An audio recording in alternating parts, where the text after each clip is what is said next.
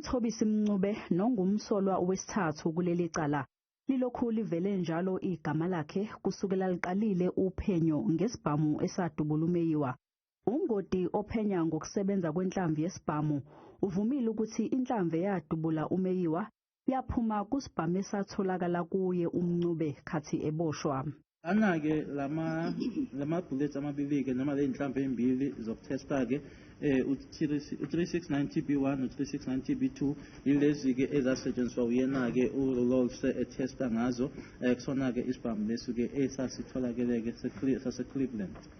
Mangena uthi ngokophenyo bathola ukuthi uMeyiwa wadubuleka emile ngasemnyango wasekhishini ewufulathele.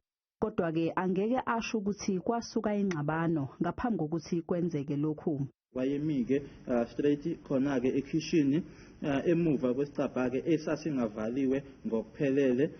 Umhlane wakhe-ke eze ngomhlane kusona isicabha, kodwa-ke engancikile kusona yase-ke inhlamvu engena emzimbeni wakhe yashaya isicabha ngasemuva kwakhe. Uthi umuntu owadubula wayemi phambi kwakhe uMeyiwa emkhombe ngesibhamu esifubeni.